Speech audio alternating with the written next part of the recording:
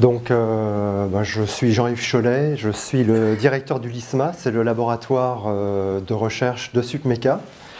Donc, je vais vous faire une petite présentation de ce qu'est SupMeca et ce que l'on fait au LISMA. Donc, le LISMA, c'est le laboratoire d'ingénierie des systèmes mécaniques et des matériaux. C'est une équipe d'accueil. C'est un laboratoire dont je vais décrire plus en détail les activités tout à l'heure. Déjà, de toute façon, le contexte, c'est SupMeca qui vous accueille aujourd'hui. Donc, une école d'ingénieurs, mécaniciens, mais à vocation généraliste. Il faut voir quand même qu'il y a encore 15-10 ans, la formation mécanique était très très forte. À l'heure actuelle, on est toujours très mécanicien, mais on a quand même, au niveau de nos étudiants, une diversification qui fait qu'ils peuvent faire autre chose que de la mécanique.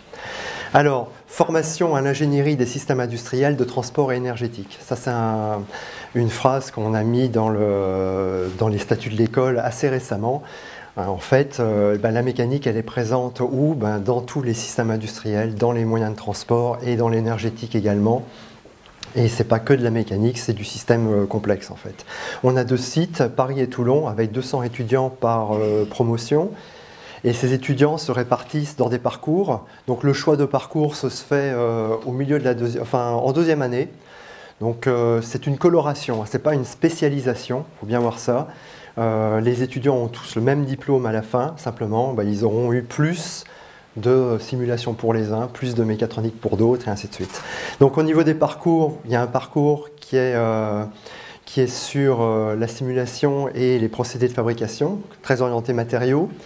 On a un parcours simulation en conception mécanique, un parcours modélisation en ingénierie mécanique. Alors celui que je viens de citer est plus orienté sur la maquette numérique et la bonne utilisation de la maquette numérique en CAO. Et puis la simulation, c'est plutôt comment on va réutiliser cette maquette numérique pour modéliser, simuler, faire du multiphysique par exemple. Ensuite, on a 2 parcours mécatroniques. On en a un sur Paris qui s'appelle Mécatronique et systèmes complexes, qui est fait en partenariat avec l'NCA, qui est une école d'électronique à Cergy.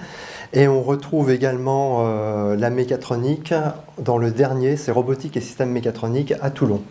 À Toulon, la mécatronique est plus orientée sur la robotique, alors qu'à Paris, on est plus orienté sur les produits que vous retrouvez dans des systèmes, par exemple, de transport ou énergétique, un véhicule automobile, par exemple, électrique ou autre.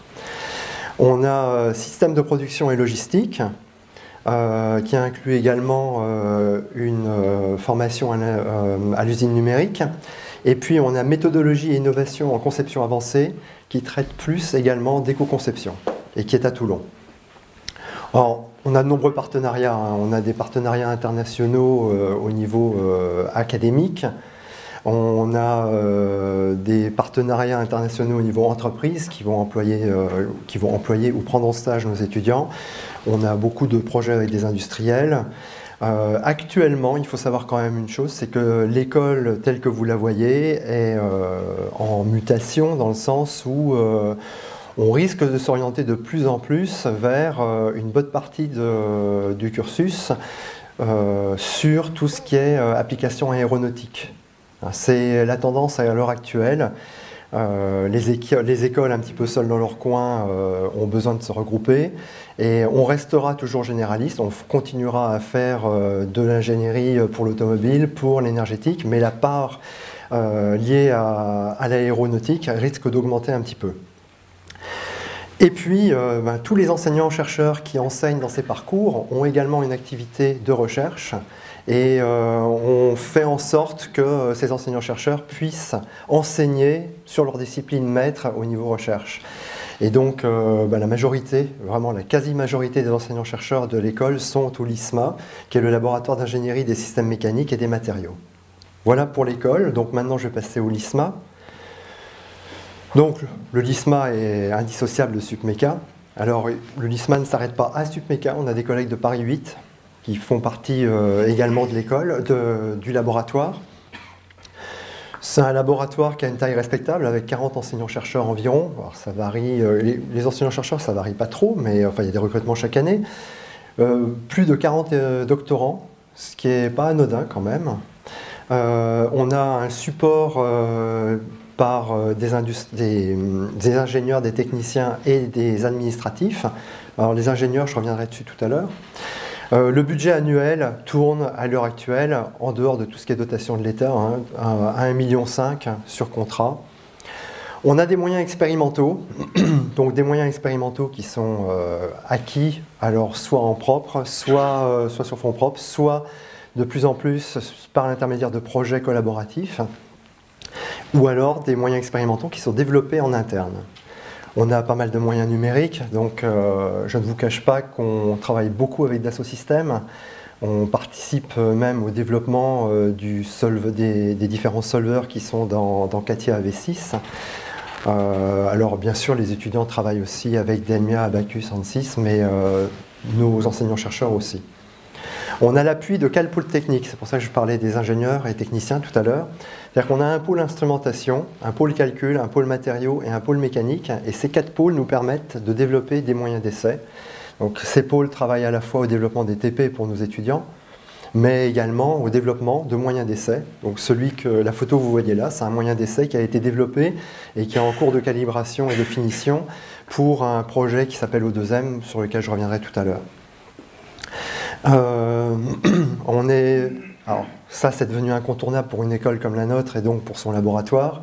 On est impliqué dans les pôles de compétitivité, Aztec, Systématique, Moveo, le pôle mer du côté de Toulon. Donc on est dans des projets collaboratifs, on est également dans les différentes instances de ces pôles, à la fois dans les comités, dans les DT ou DAS, suivant les pôles, mais également par exemple au bureau du pôle Aztec. Et puis on a bien entendu des contrats directs avec les industriels. Alors ces contrats, ce sont des prestations de recherche. Actuellement, je peux citer, on a Dassault Systèmes, je n'ai pas cité Valeo, mais on commence une action avec Valeo. On a des tests CIFRE, bon, j'appelle ça plutôt une action directe avec l'industriel, hein, la test CIFRE. Voilà un petit peu en quelques mots brosser le paysage du LISMA. Alors, quelques exemples, non, d'abord les équipes de recherche, puis ensuite quelques exemples de projets. Alors, on est structuré actuellement en 3 équipes de recherche, c'est-à-dire qu'il y a 3 groupes de compétences, on va dire, hein, en termes scientifiques. Donc, on a une équipe ingénierie numérique qui traite plutôt de la modélisation géométrique, donc là, qui travaille fortement en lien avec Dassault Systèmes à l'heure actuelle. On a de l'ingénierie des systèmes mécatroniques. Là, actuellement, on travaille plutôt avec l'automobile. Conception et optimisation des systèmes industriels et éco-conception et optimisation de produits. Là, actuellement, l'optimisation est devenue, la vérification, l'optimisation et autres sont devenus des points clés dans la conception des systèmes. Et l'axe éco-conception est devenu également vital. Donc, on développe ces activités. On a une équipe qui s'appelle Tribologie et Matériaux. Alors, quelques points clés, hein, fatigue de contact, microgéométrie de contact, comportement thermodynamique des matériaux. Il faut savoir qu'il y a très peu d'équipes qui sont très en pointe en termes de tribologie en France. Donc actuellement, sur des projets collaboratifs, quand on pense tribologie, on pense à 2 équipes, dont celle du LISMA, qui en plus a la capacité de créer des moyens d'essai pour faire de la bonne tribologie, c'est-à-dire de modéliser, caractériser, prévoir ce qui se passe au niveau du contact entre 2 pièces par exemple. Et puis l'équipe qui est plus impliquée dans ce que vous allez vivre aujourd'hui, dans cette journée, c'est l'équipe vibroacoustique et structure. Donc j'ai quelques points, hein. On traite de l'amortissement passif ou semi-actif des vibrations de structure. Donc là, c'est plutôt l'utilisation, par exemple, de matériaux tels que le piezo, qu'on peut trouver, la dynamique des structures et l'isolation acoustique des matériaux. Alors, Nicolas Dauchet, qui pilote cette équipe, la présentera de manière plus complète quand il interviendra, je crois que c'est cet après-midi. Voilà. Alors, quelques exemples de projets. Donc là, c'est l'équipe Tribologie et matériaux, j'ai repris un de leurs projets, le projet Mekinox, sur la mécanique inoxydable. En fait, actuellement, on se retrouve avec une électrification galopante dans tous nos systèmes de transport, mais il n'y a pas que ça, les systèmes énergétiques aussi. Hein. Vous prenez les problèmes que vous rencontrez sur un véhicule électrique ou un véhicule hybride, avec une machine électrique et une machine thermique à combustion interne, vous avez fatalement un problème de courant fort qui passe quelque part. Cette équipe a rencontré des problèmes aussi sur des éoliennes. Dans l'aéronautique, le problème devient criant avec tous ces avions sur lesquels vous allez avoir des matériaux composites. Mais de plus en plus, donc composites qui forcément ne conduisent pas forcément bien le courant, mais à côté de ça, de plus en plus d'équipements électriques, puisqu'on veut supprimer par exemple l'hydraulique. Donc, là, actuellement, ils sont en train de travailler via ce projet-là sur cette problématique et quels matériaux utiliser hein, pour ce genre d'équipement électrique que l'on va trouver dans l'automobile, l'aéronautique et je dirais même dans certains systèmes qui permettent de produire de l'énergie électrique. Donc, Supmeca s'occupe plutôt des essais de caractérisation dans ce projet-là. Un autre projet, InSpace Propulsion, donc là on est plutôt, cette fois-ci, on décolle franchement, on est dans les lanceurs réutilisables et les combustibles économiques. Dans ce cadre-là, le verrou qui a été rencontré par les industriels qui se lancent dans le développement ou la conception de véhicules, de lanceurs réutilisables, c'est l'usure importante qui a été constatée sur les contacts fonctionnant en oxygène liquide. Soit dit en passant, dans l'école, il y a aussi une spécialité sur le comportement des matériaux sous environnement d'hydrogène. Alors voilà, donc là on a une doctorante actuellement qui travaille sur l'amélioration de la connaissance sur les mécanismes d'usure en oxygène liquide. Vous voyez, il y a des équipements qui sont développés spécifiquement pour ce genre de projet. Il faut savoir quand même que le LISMA avait travaillé à l'origine pour le CNES sur les problèmes du 3e étage d'Ariane, sur les problèmes qu'on avait de lubrification au niveau des roulements à billes. Ensuite, un autre projet, toujours issu de la même équipe, modélisation des phénomènes de blanchiment et de vieillissement thermique des chambres de combustion. On est toujours dans la combustion. Alors, bon, on se retrouve avec le problème dans les chambres de combustion des lanceurs réutilisables, donc toujours dans cette problématique de lanceurs du futur. Alors, le problème d'oxydoréduction et de vieillissement thermique des parois des chambres de combustion, il faut le résoudre. Donc actuellement, en partenariat avec le CNES et le DLR, notre laboratoire travaille avec un doctorant qui œuvre dans ce sens-là. Donc vous le voyez, en termes de matériaux, de tribologie, des projets qui nécessitent de développer des moyens d'essai, qui nécessitent une bonne, je dirais, compétence, expertise aussi sur ce qui se passe au niveau de la surface du matériau, suivant les atmosphères dans lesquelles il se trouve. Alors j'ai pris ensuite le projet Mayas, que certains d'entre vous connaissent peut-être, qui est un projet qui a été proposé par le LISMA, qui a été validé par le pôle Aztec. Et je dois dire que je félicite mes collègues du LISMA parce qu'en fait, à l'époque, et encore maintenant, ce ne sont pas aux universitaires à proposer des projets. C'est plutôt aux industriels qui viennent avec des problématiques et qui vont à ce moment-là proposer un projet pour lequel des PME, d'autres industriels et des universitaires vont venir se joindre pour vaincre le verrou qui est identifié. Supmeca qui avait proposé ce projet et finalement, vous voyez, il y a quand même pas mal de personnes qui nous ont rejoints. Et donc l'idée, c'est de traiter le problème d'amortissement induit dans les assemblages. Donc en fait, c'est disposer, alors je lis parce que je ne suis pas non plus un grand spécialiste de ce domaine-là, moi je suis mécatronicien, donc disposer d'outils de caractérisation des revêtements des matériaux, des composants destinés à amortir les vibrations. Donc là, proposer des méthodes de conception intégrant l'amortissement et proposer, c'est-à-dire qu'à partir du moment où on a commencé à caractériser cet amortissement, on peut concevoir en tenant compte, d'accord, et puis proposer des outils d'analyse expérimentale de l'amortissement dans ces liaisons, dans ces assemblages. Il faut savoir également que sur ce projet-là, contrairement à ce qu'on pourrait croire, nous on est une école publique avec un laboratoire public. Oseo nous a demandé, on avait demandé un financement pour 600 kg, c'est quand même c'est quelque chose qui est assez important sur 3 ans. Oseo nous a demandé d'investir sur fonds propres 200 kg. Voilà. Donc on a accepté de jouer le jeu, mais je vous assure qu'il y a certains laboratoires qui n'acceptent plus de jouer le jeu actuellement. Alors, moi, ce qui m'a beaucoup plu, c'est que dans ce projet-là, il va y avoir des nouveaux moyens expérimentaux qui vont être développés par le LISMA.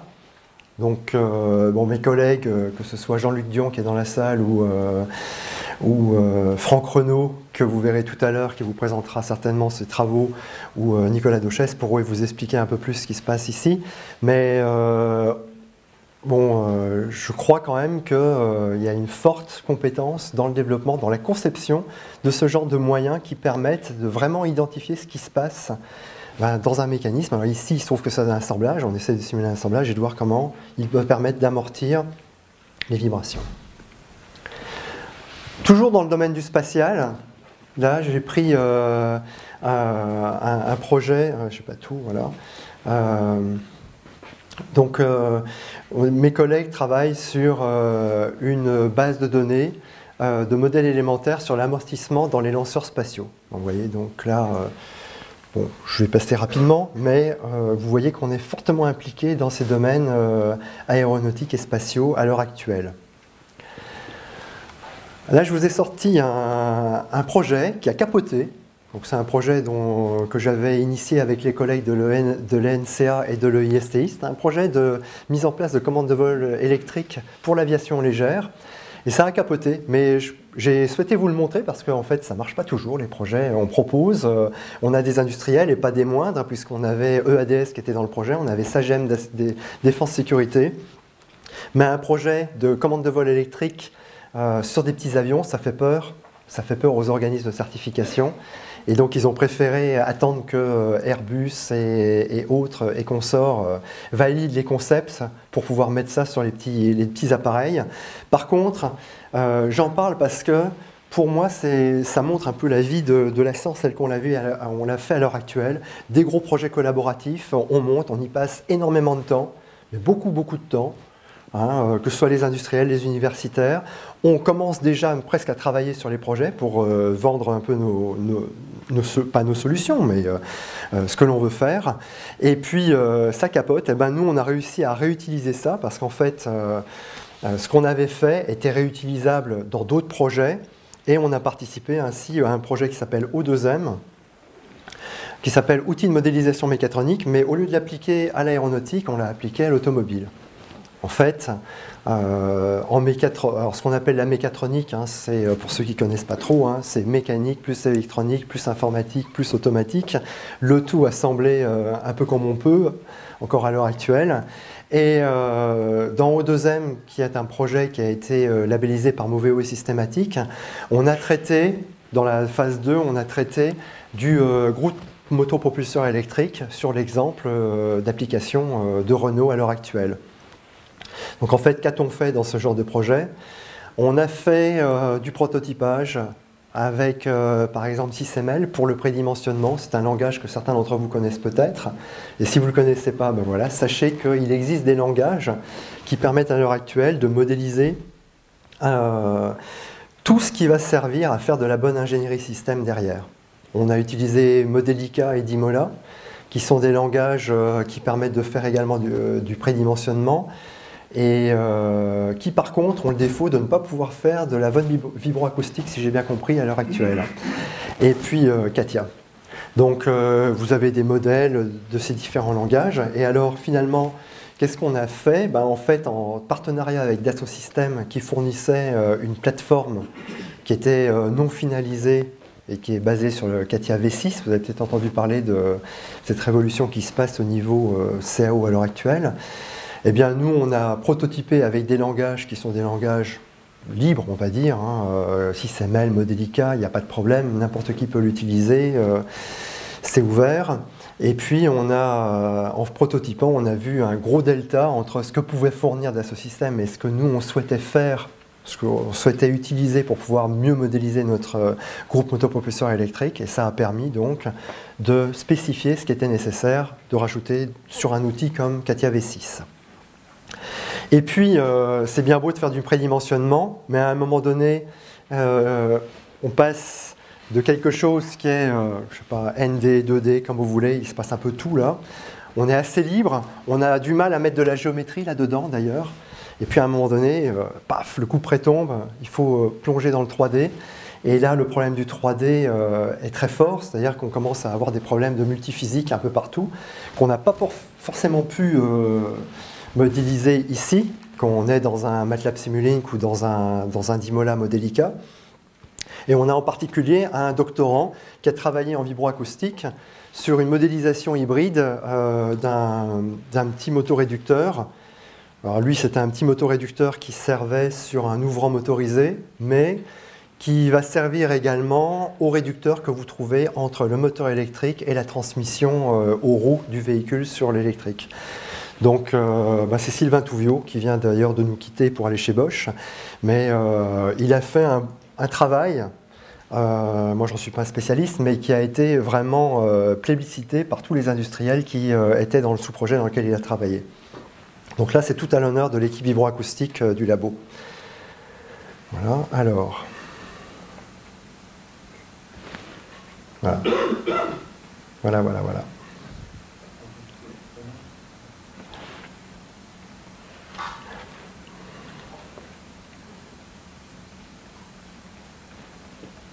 Un petit intermède. Voilà. Alors, on a aussi travaillé dans ce domaine-là, dans ce projet-là, à des problèmes de modélisation multiphysique. Donc là, c'est un exemple hyper simple sur un IGBT. J'ai laissé l'IGBT, hein, je sais bien que dans la salle, il n'y a pas de personne qui soit un électricien, enfin, il y a peut-être des électroniciens à puissance ici, mais en fait, le problème qu'on a sur ce genre d'IGBT, de blocs, de modules IGBT, c'est que vous avez des composants. Sur ces composants, vous avez des bondings. C'est des petits liens comme ça, qui sont en parallèle pour passer le courant qui peut être de plusieurs dizaines d'ampères. Et il y a des problèmes. Il y a des problèmes de géométrie, c'est clair, il y a des problèmes de FEM, il y a des problèmes de thermique, mais il peut y avoir également des problèmes de vibroacoustique. Alors là, les problèmes de vibroacoustique, dans cet exemple-là, ne sont pas pris en compte, mais ils ont été traités dans le cadre du projet O2M. En fait, ce qui se passe, c'est que lors des accélérations... alors, ce module, il est monté sur le groupe motopropulseur électrique, il va donc vibrer, et... Ce qui se passe, ça a été vu sur des alternodémarreurs par exemple, ces vibrations arrachent ce genre de petits connecteurs. Et elles l'arrachent pourquoi? Parce qu'en fait, l'électronique est noyée dans un gel et ce gel se met à vibrer. Et quand les vibrations atteignent un certain niveau, les connexions sont arrachées. Donc les électroniciens à l'heure actuelle, qui se mettent à faire de la mécatronique, actuellement ils se prennent des problèmes de multiphysique qui n'est pas simple à résoudre. Et en particulier là, ce qui n'a pas été résolu dans le projet, c'est le fait que le milieu, c'est pas de l'air, hein, c'est un gel, et on n'a pas eu le temps de le traiter. Voilà un petit peu. Alors pour conclure, j'ai fait un petit raccourci entre deux événements dans lesquels SupMeca est fortement impliqué. Vous connaissez certainement VCB, Vibration, Choc et Bruit. Hein, c'est le congrès annuel qui est organisé très souvent à Lyon, à l'école centrale Lyon, en partenariat donc SupMeca École centrale Lyon. Et je trouve que cette équipe vibroacoustique fait beaucoup de travail pour organiser ça. Et bon, j'ai été agréablement surpris et agréablement... c'est bien de voir que aujourd'hui on a des industriels, des universitaires qui viennent également pour ces journées françaises de vibroacoustique. Autre point que je souhaitais souligner, Laurence l'a dit, hein, c'est co-organisé par Innovaxium aujourd'hui. Alors Innovaxium, je tiens à remercier quand même cette entreprise, cette société, parce qu'elle nous aide à organiser pas mal d'événements, dont un événement qui s'appelle Mécatronique Innovante, qu'on fait chaque année, pour lequel il y a une formation. J'en profite, hein, s'il y en a parmi vous qui sont intéressés par la mécatronique, cette année, on va faire des conférences le matin. Alors Les conférences sont gratuites, hein, vous pouvez venir. Hein. Ces conférences traiteront d'un retour d'industriel sur la mécatronique, et l'après-midi on fera des formations, non pas des formations de haut niveau sur ce qu'on peut faire en mécatronique, mais plutôt des formations à la bonne utilisation de certains outils informatiques du type CATIA V6, Modelica, MATLAB Simulink, pour faire de la mécatronique qui tient à peu près la route. On a lancé à partir de l'année dernière Mathématiques innovantes, qui reprendra donc cette fois-ci en 2012, ah, c'est ça, et qui permet quand même là aussi de voir qu'en termes de mathématiques, nous, ingénieurs et scientifiques, on n'a pas tout épuisé, hein. Loin s'en faut, et qu'il y a beaucoup de choses à aller puiser chez nos collègues mathématiciens. Et puis, ben voilà, il y a les journées françaises de vibroacoustique. Voilà, j'en ai fini pour ma présentation. Donc, je vous souhaite de passer une journée agréable, fructueuse, et pour lesquelles vous aurez appris pas mal de choses en vibroacoustique et au moins échangé avec vos collègues. Merci beaucoup. Innovaxium, parce que vous ne grandirez jamais autant qu'en innovant.